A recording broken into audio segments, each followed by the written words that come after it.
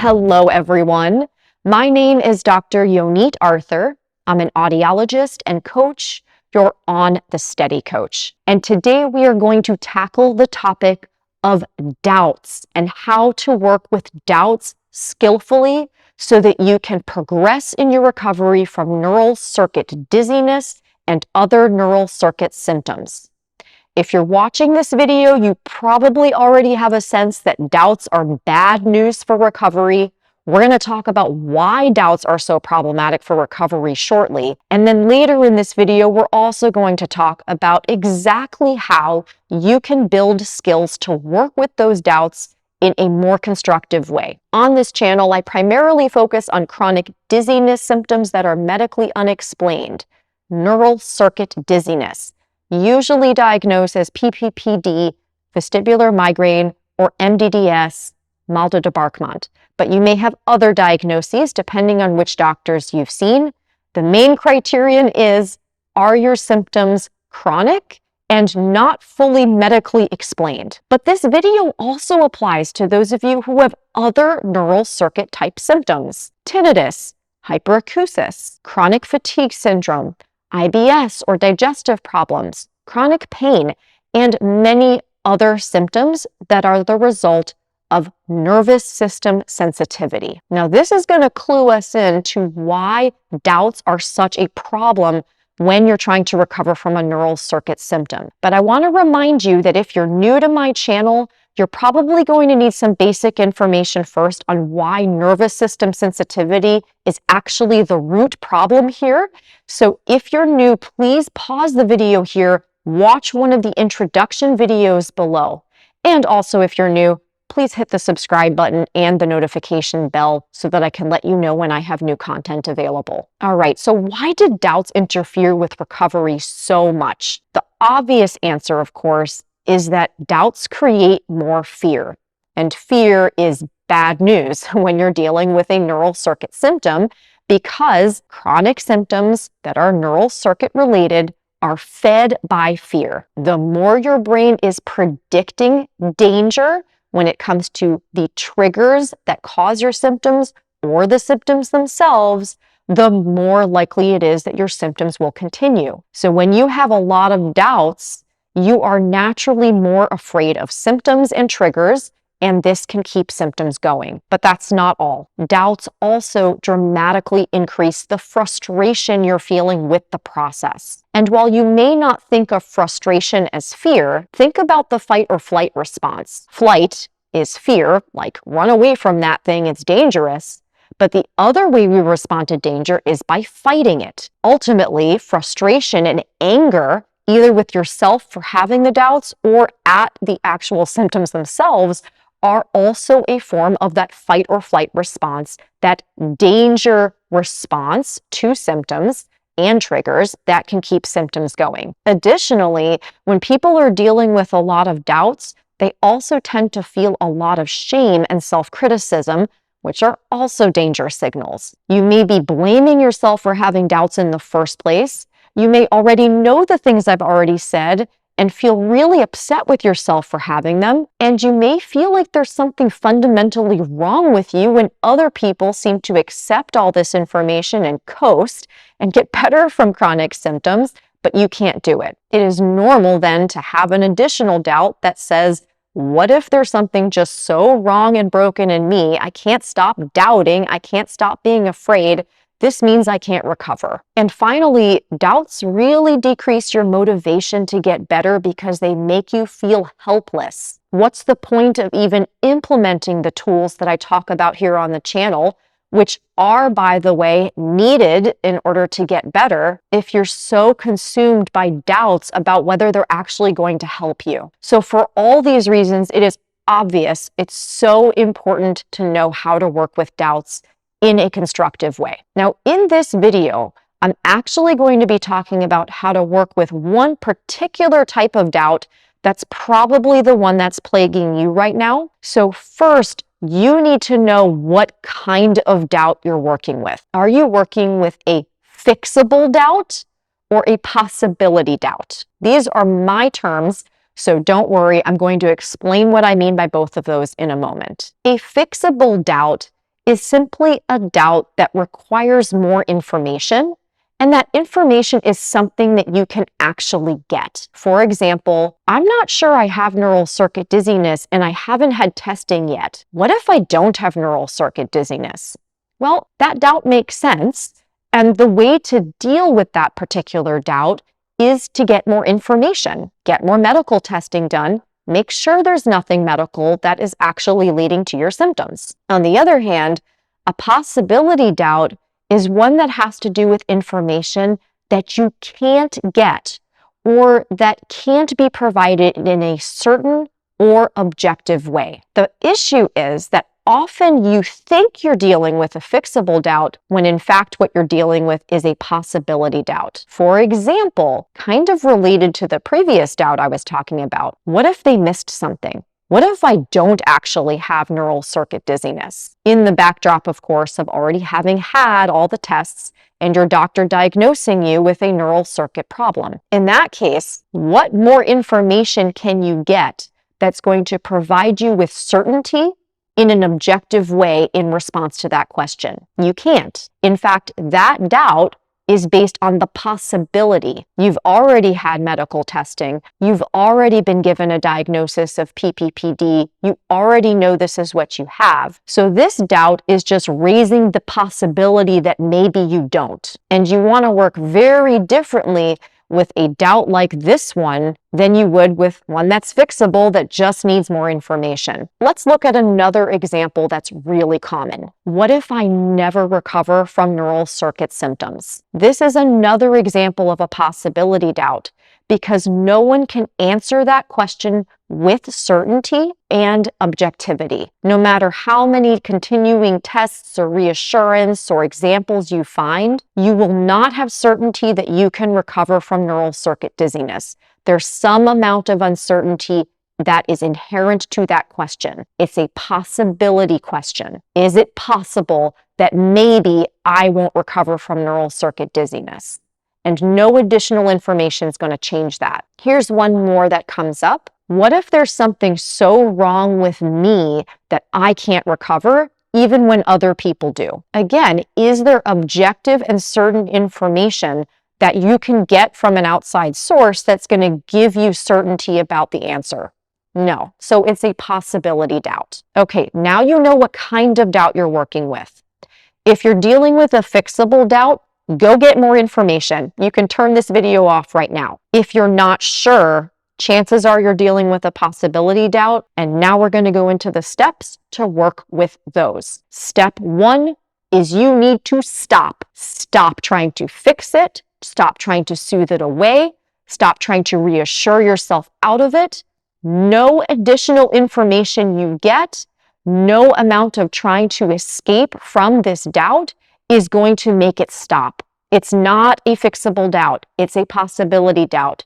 There are bazillions of possibilities your brain can come up with. Possibilities are endless. You cannot fix, soothe, reassure, or get rid of this doubt, so stop trying. It will not work, and it will make it bigger. Step 2, now that you've stopped trying to make something happen with it, you need to actually accept that you have a doubt. Notice, I'm not saying you have to accept the story that comes with the doubt. You need to accept that you have one. You can even say, I accept that I have the doubt that fill in the blank. For example, I accept I have a doubt that I will never recover from neural circuit symptoms. I accept I have the doubt that the doctors may have missed something even though I got a neural circuit diagnosis. You're just saying what's happening in your brain. You're telling the truth about your experience right now rather than trying to stop it. You may already notice a sense of relief at this stage, but for those of you who are dealing with a ton of anxiety, you may also be feeling really scared of acknowledging that you have the doubt rather than trying to fix it. That's because doubts always come with a story. They also always come with feelings.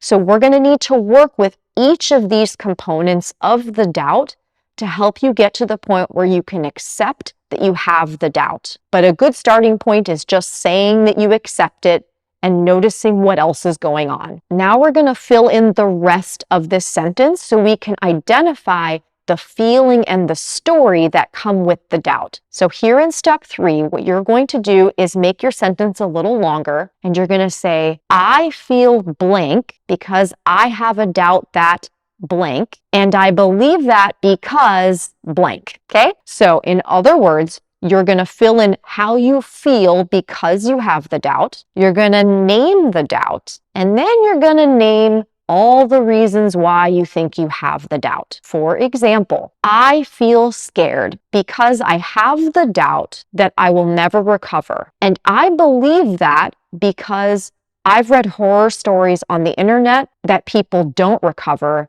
and my doctor said I might not. Okay, so you're going to fill your doubts into this sentence, and we're going to work with each of these components differently. We're also going to be working with all 3 of these components kind of in parallel. So even though I'm putting this into steps, you can mix up the order of these steps depending on what's working for you.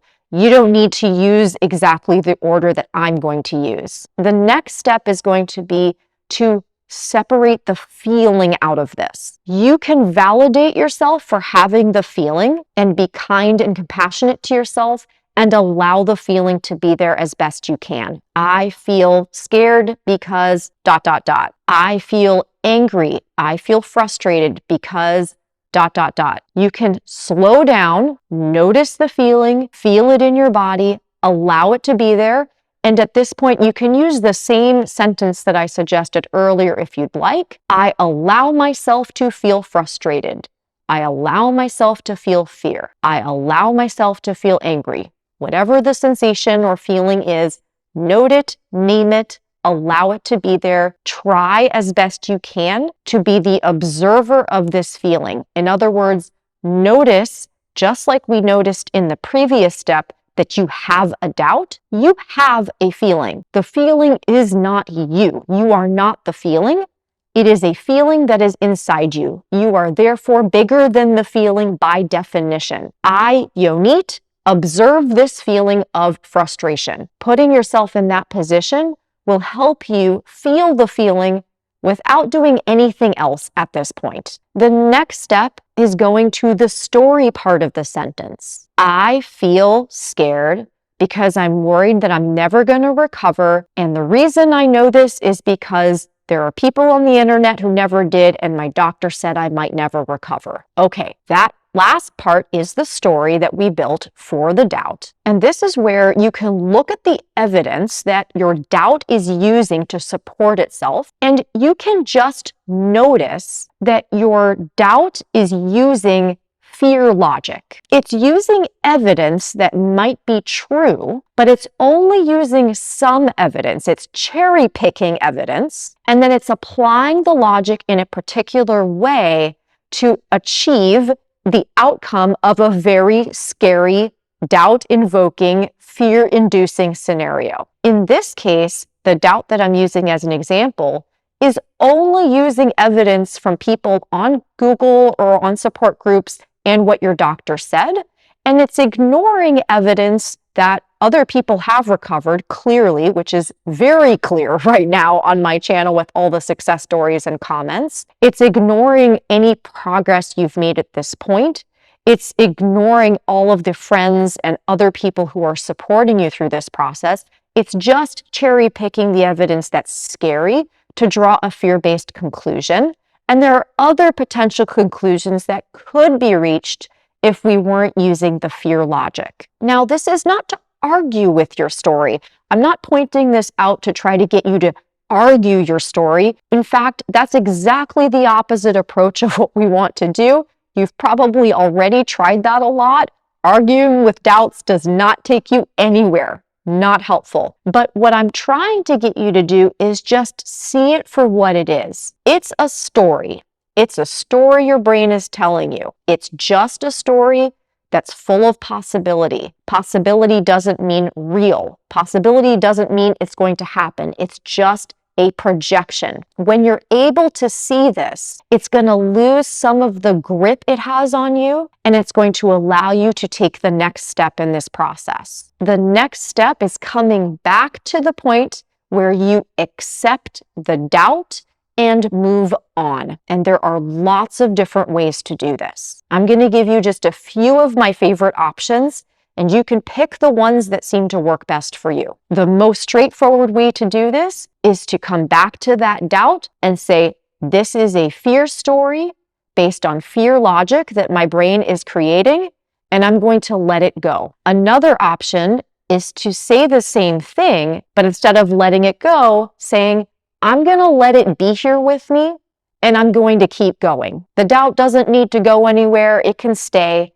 but I'm going to keep using the tools that I'm using, and I'm going to move on right now. Some people find that it's helpful to work with this kind of doubt by relaxing and floating through it. So you would repeat the doubt to yourself, saying, I allow this doubt to be here, and I'm just going to let it melt into me, and I'm going to melt into it. If that doesn't make sense to you, don't do it. But those of you who are very body-oriented and feel a lot of feelings might find that that particular approach works well for you. Another thing you can do with a doubt at this point in the game is to notice that the brain is just producing nonsense thoughts as a way of defending you from unpleasant feelings. It doesn't feel good to be uncertain. It doesn't feel good to be scared. It's almost like your brain prefers to have explanations for why you might be feeling uncertain and scared than just let you feel uncertain and scared. So for a lot of people, the remedy here is to say the doubt out loud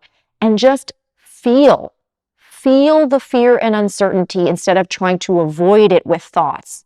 Move out of your head, away from the thoughts, into your body, really allowing yourself, exposing yourself to the fear and uncertainty that are producing some of these doubts. When your brain sees that you can handle the feelings of fear and uncertainty, it's not going to need to produce doubts as much. And you may be wondering, what do I do with these feelings when I'm feeling them? Again, as we talked about before, it's good to put yourself in a bit of an observer position. This feeling is in me, and therefore I'm bigger, so I can observe it.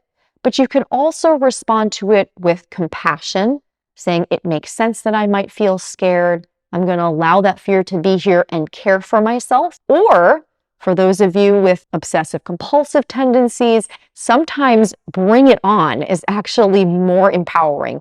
You know what? Fear, uncertainty, come at me. Bring it on. I'm going to feel all the fear and uncertainty, and I'm just going to let it happen. And my brain is going to learn I'm not afraid of it. It doesn't need to feed me these doubts anymore. Another way to do this, you can see the doubt as coming from a young, scared part of yourself. A young, scared part of yourself that's really freaked out by this whole neural circuit dizziness or other symptom thing, and is trying to figure out ways of motivating you or maybe even just expressing the fear. So instead of focusing on the thought itself, you can focus on imagining that younger child self within you and comforting that person. This is very different, by the way, from trying to soothe a doubt away. Think about if your child were scared of a monster in her closet, like mine is sometimes. You wouldn't say, there's no monster, stop being afraid. You'd say, I know you're feeling really scared, and I know that you're worried there's a monster in there. You wouldn't necessarily believe there's a monster in there. You wouldn't even really be talking about the monster at first. You'd be talking about the feelings that the child has. So you would be doing this for your younger self. So I've given you some options. I've broken it down for you. I want to hear from you when you've used this process successfully to work with doubts. I want to remind you, most importantly, not being afraid does not mean that you don't feel fear. When we're talking about the thing that feeds chronic dizziness and other symptoms the most, we're talking about being afraid and reacting as though you're afraid. Feeling fear is a very different thing. You're allowed to have doubts and fear. Invite them in, work with them. You're allowed to have them. It doesn't mean that you can't get better. Just don't let them run your life and cause you to avoid all sorts of things and constantly spend time trying to fight off the doubts. I hope this was helpful. Looking forward to your questions and comments. Let me know what you're working with in the comment section. Like, share, subscribe to my channel. These things help me reach more people. Thank you for being with me today. Talk to you soon. Bye-bye.